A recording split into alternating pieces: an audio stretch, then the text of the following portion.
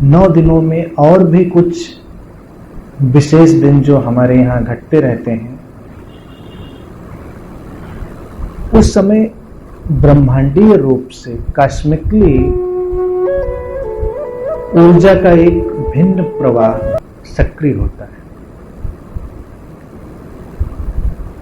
हमारे इस धरती ग्रह से ऊर्जा की एक भिन्न किस्म की धारा गुजर रही होती है। अब उसका सदुपयोग करने की बात है। ऊर्जा की सूक्ष्मता और भिन्नता जब घटे तो उसका सदुपयोग कैसे करेंगे?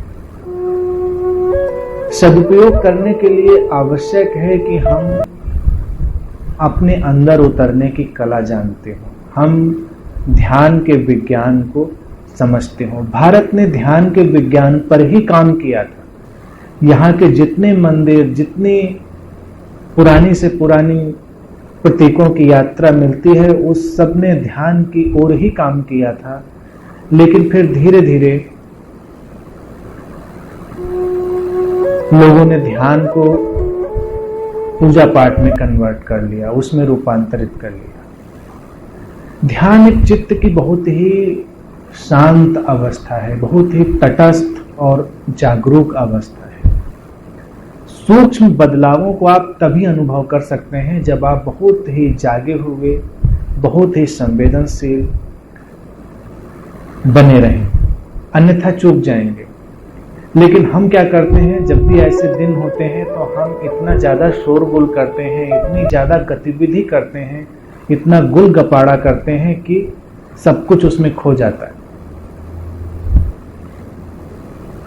आम दिनों में हो सकता है मुझसे अधिक शांत रहते हो, लेकिन उन दिनों में हम अपने चारों तरफ एक अजीब सी व्यस्तता और अजीब सा शोरगुल पैदा कर लेती।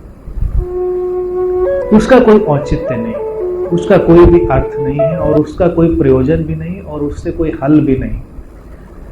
क्योंकि अगर हल निकलता होता तो इतने आयोजनों के बाद शांति की और आध्यात्मिक तरंगों की एक नई ही व्यवस्था उत्पन्न हो गई होती, जो कि भारत में आमतौर से दिखाई नहीं देती।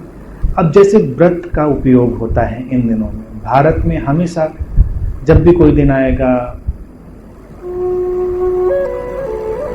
चाहे वो एक दिन की प्रक्रिया हो, महाशिवरात्रि हो, महाकाल रात्रि हो, नवरात्र हो या पूर्णिमा का ही दिन क्यों ना हो, तो उसमें व्रत का प्राविधान रहता है, उपवास का। उपवास का प्रयोजन बस इतना ही होता है कि तुम अपने शरीर के शोर को शांत कर सको। अगर हम अपने शरीर को कम भोजन दे रहे हैं, सात्विक भोजन दे रहे हैं, सात्विक भोजन से तात्पर्य है जो शरीर की उत्तेजना को शांत रखता है, तो तुम्हारा शरीर भी एक ऐसी व्यवस्था में आ सकता है जहां पर तुम ऊर्जा के उस सूक्ष्म प्रवाह को अनुभव कर सको। लेकिन अगर शरीर उत्तेजना में बना रहे तो हम चूक जाएंगे, हमें पता भी नहीं चलेगा ये क्या घट रहा था। हमारे तो सारे दिन एक जैसे होंगे। अगर हम मूर्तियों की स्थापना ना करें, हम पाठ ना करें, हम बहुत सारी चीजें ना करें, तो हमको पता भी नहीं चलेगा कि इन दिनों में कोई अंतर था। ये तो एक साधक है जो अपने अंदर गहरे उतर चुका है, उसको कुछ भी पता नहीं कि नवरात्र आ गए हैं, उसने कैलेंडर भी नहीं देखा है और अचानक वो महसूस करता है कि कुछ बदल रहा है और उसको पता चल जाता है कि ऊर्जा की कोई नई व्यवस्था पृथ्वी से गुजर रही है, वो जाग जाता है। लेकिन ज्यादातर कर्मकांडों में लगे लोग क्या इस बात को जानते हैं? अगर उनके सामने कैलेंडर ना हो तो क्या वो जान पाएंगे? वो शायद कभी ना जान पाएंगे। और जब व्यवस्थाएं ये बनाई गई होंगी तब कैलेंडर शायद रहा भी ना हो। जो मित्र साधना में गहरे होते हैं, ध्यान में गहराई जिनकी आ रही होती है, वो छोटे छोटे ब्रह्मांडीय बदलावों को अनुभव करते हैं।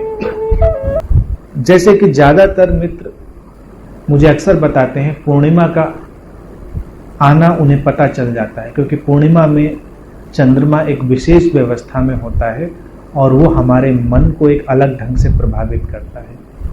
पूर्णिमा के दिन व्यक्ति या तो अधिक शांत हो सकता है या अधिक विचलित हो सकता है, या उसके अंदर कोई अवेकनिंग हो सकती है या विक्षिप्तता हो सकती है। पूर्णिमा के दिन हत्याओं, दुर्घटनाओं और आत्महत्याओं की संख्या सबसे अधिक होती है, क्योंकि उन दिनों में हमारे मन में वैसी ही घटना घटती है जैसी समंदर में घटती है। पूर्णिमा के प्रभाव में जैसे एक ज्वार उठता है, तो ऐसे ही हमारा शरीर भी एक समुद्र की तरह है। उसमें भी जल का वही प्रतिशत और रासायनिक संरचना हमारे शरीर के जल की करीब करीब वही है जो एक समुद्र की है। तो जो प्रभाव समुद्र पर अंकित होता है वही हमारे शरीर पर भी होता है। हम अधिक विचलित होते हैं इस दिन, लेकिन हर विचलन ऊर्जा का विचलन है। हर एक्टिविटी, हर सक्रियता ऊर्जा की सक्रियता है। ध्यानी के लिए वो अलग किस्म की होगी, गैर ध्यानी के लिए अलग किस्म की होगी। नवरात्र जैसे दिन भी हैं कि अगर तुम इनका उपयोग नहीं करोगे तो या तो तुम चूक जाओगे या ऊर्जा के जो धक्के हैं तुम्हें नकारात्मकता की ओर ले जाएंगे। अगर तुमने सकारात्मक चैनल नहीं खोले हैं तो वही ऊर्जा तुम्हारे नकारात्मक द्वारों से बहेगी। जैसे कभी पहले पहले जो व्यक्ति ध्यान में उतरता है और उसके अंदर वैचारिक सामंजस्य नहीं है, उसके अंदर भावनात्मक सामंजस्य नहीं है, तो वो क्रोध का, ईर्ष्या का, काम का अधिक अनुभव करता है। तो पहली पहली बार घबरा जाता है व्यक्ति की ध्यान से तो शांति आनी चाहिए थी, लेकिन क्रोध बढ़ गया, ईर्ष्या बढ़ गई, काम बढ़ गया। क्यों? क्योंकि वही द्वार तुम्हारे जाने पहचाने थे, उन्हीं द्वारों से तुम परिचित थे। तुम्हारे लिए कोई और परिचित द्वार अभी खुला नहीं था, तो अचानक उस धक्के में, और कई बार जो साधक संभल नहीं पाते वो जीवन पर्यंत इसी धक्के में चलते चले जाते। वो जीवन पर्यंत इनसे निकल ही नहीं पाते। वो जितनी साधना करते हैं उतना ही उनके ये भाव बढ़ते हैं, उतनी ही उनके धक्के बढ़ते हैं और उनको लगता है कि शायद यही अध्यात्म होगा। संभव है कि वो इन बातों के चारों ओर कोई दर्शन भी गढ़ लें, क्योंकि हमारा मन बहुत चालाक होता है। हर चीज से बचने के लिए वो दर्शन गढ़ लेता है। कोई भी व्यक्ति ये नहीं कहता कि ये जो मेरे साथ हो रहा है या जो मैं कर रहा हूं ये ठीक नहीं है। वो ठीक है, इसके लिए वो दर्शन गढ़ेगा, उसके मन की चालाकी आएगी। या तुम ऐसी व्यवस्थाओं को ढूंढ लोगे जो तुम्हारे उस भावदशा को सपोर्ट करती होंगी।